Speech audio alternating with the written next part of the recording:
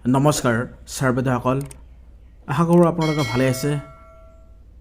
আপোনালোকক পোনপ্ৰথমে মই মোৰ ইউটিউব চেনেললৈ স্বাগতম জনাইছোঁ। ছাৰবেদাসকল, সমগ্ৰ ভাৰতৰ লগতে অসমতো বিশেষকৈ OPSৰ কাৰণে এক বৃহৎ প্ৰতিবাদী কাৰ্যসূচী চলি আছে ধাৰাবাহিকভাৱে, আৰু এই কাৰ্যসূচী সফল ৰূপায়ণৰ কাৰণে ধাৰাবাহিকভাৱে অবিৰতভাৱে এই প্ৰক্ৰিয়া চলি থাকিব, আৰু যেতিয়ালৈকে এই সমস্যা সমাধান নহ'ব তেতিয়ালৈকে ইয়াৰ আন্দোলন চলি থাকিব। তাৰ প্ৰতি লক্ষ্য ৰাখি বিশেষকৈ NPS আৰু OPSৰ ওপৰত বিশেষ গুৰুত্ব দিয়া হৈছে, কিয়নো অন্যান্য ৰাজ্যসমূহত OPS বাহাল ৰাখিছে, কিন্তু অসমত মন্ত্ৰী বিধায়কসকলে বিশেষকৈ ইয়াৰ ওপৰত অলপ পলিটিক্স কৰি আছে।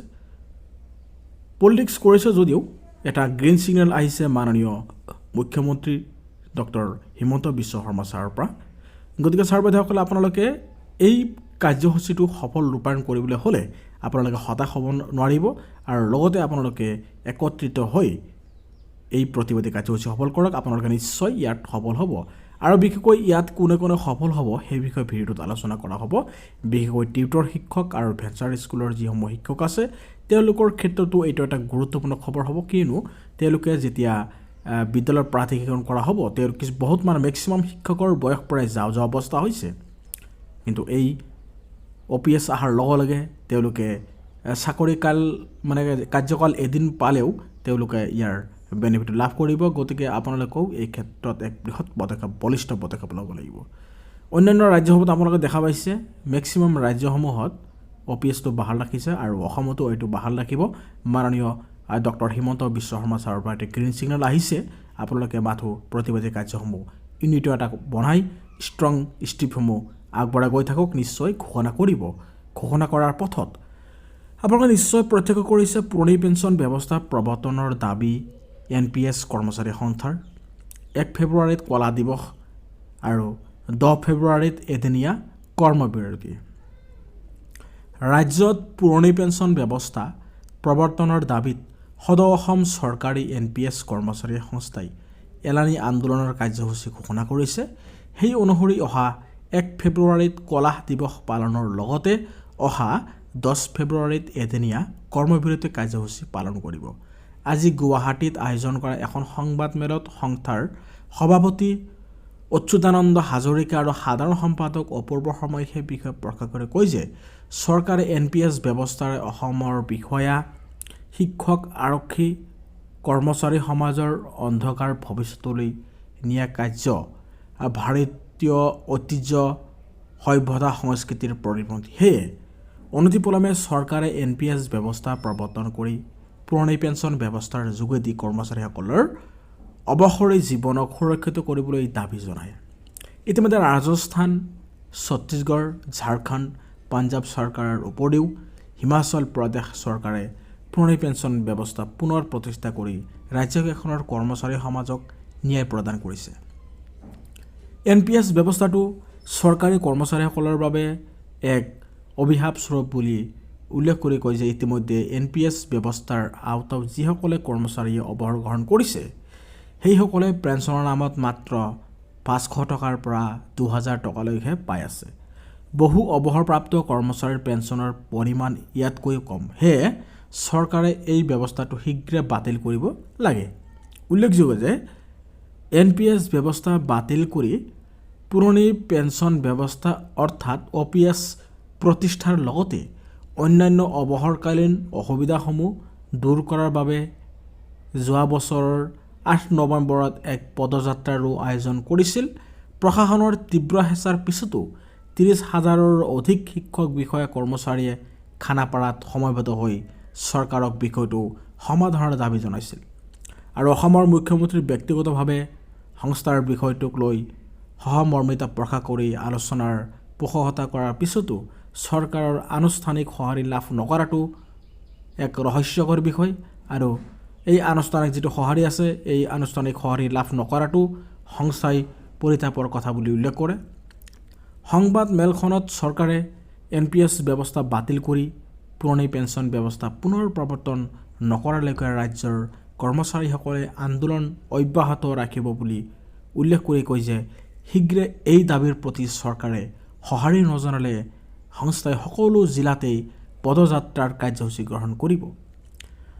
সন্থাৰ আন্দোলনৰ কাৰ্যসূচীৰ প্ৰতি সদৌ অসম জিলা প্ৰশাসন কৰ্মচাৰী সংস্থা, অসম কলেজ শিক্ষক সংস্থা, সদৌ অসম অৱসৰপ্ৰাপ্ত শিক্ষক কৰ্মচাৰী সংস্থা, সদৌ অসম মুৰব্বী বিভাগীয় আমোল সংস্থা, সদৌ অসম সন্মিলিত শিক্ষক মঞ্চ আৰু মঞ্চৰ অংশীদাৰ, অসম ৰাজ্যিক প্ৰাথমিক শিক্ষক সন্মিলনী, সদৌ অসম মধ্য ইংৰাজী শিক্ষক সংস্থা, সদৌ অসম মজলীয়া বিদ্যালয় শিক্ষক সংস্থা, সদৌ অসম চৰকাৰী বুনিয়াদী শিক্ষক সংস্থা, নিখিল বড়ো প্ৰাথমিক শিক্ষক সংস্থা আৰু অসম প্ৰাথমিক টেট উত্তীৰ্ণ শিক্ষক সমাজ, সদৌ অসম ষ্টেট পল শিক্ষক সংস্থা, সদৌ অসম SSA শিক্ষক সংস্থা, সদৌ অসম হাইস্কুল শিক্ষক সংস্থা, অসম কনিষ্ঠ মহাবিদ্যালয় শিক্ষক আৰু কৰ্মচাৰী সংস্থা, সদৌ অসম উচ্চ মাধ্যমিক শিক্ষক আৰু কৰ্মচাৰী সংস্থা, লগতে ডিব্ৰুগড় বিশ্ববিদ্যালয় কৰ্মী সংস্থা, joint council of trade unions, সদৌ অসম বিশ্ববিদ্যালয় কৰ্মী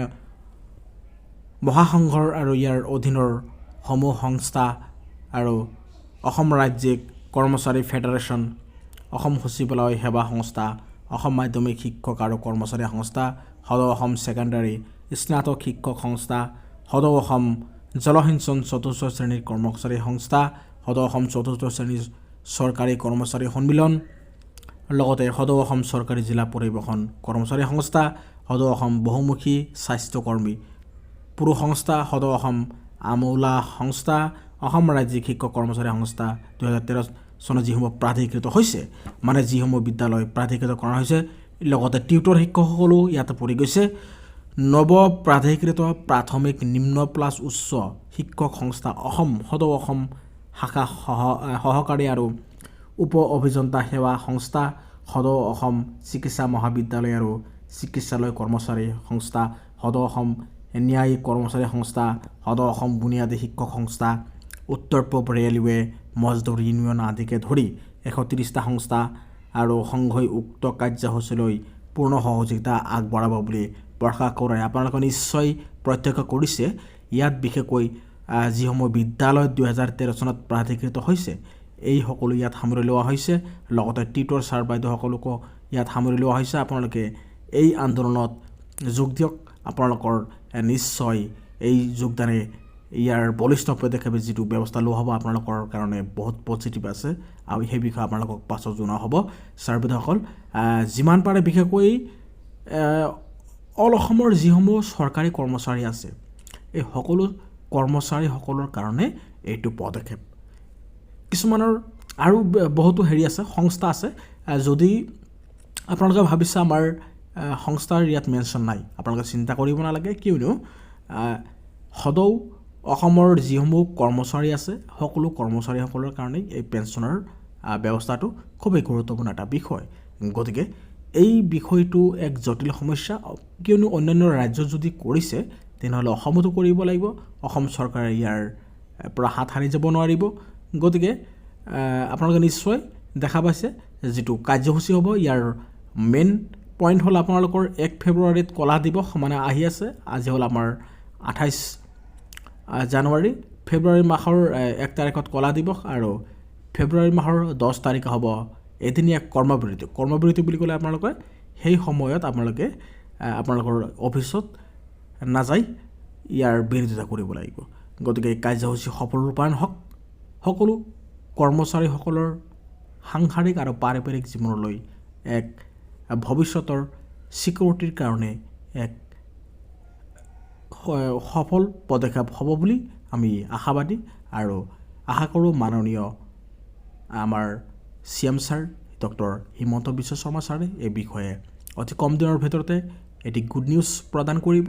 এই গুড নিউজৰ আশাত আমি আমাৰ ইউটিউব তৰফৰ ফালৰ পৰাও আমি আশাবাদী। নিশ্চয় এই খবৰটো আপোনালোকক এই চেনেলৰ জৰিয়তে আপোনালোকক দিব পাৰিম, গুড নিউজটো আপোনালোকক দিব পাৰিম। তো দেৰি নকৰিব, আমাৰ এই চেনেলৰ লগত জড়িত হৈ থাকিব আৰু ছাৰ বাইদেউসকল আমাৰ এই চেনেলটো ছাবস্ক্ৰাইব কৰিব আৰু ভিডিঅ'সমূহ লাইক কৰিব। ধন্যবাদ। জয় আই অসম।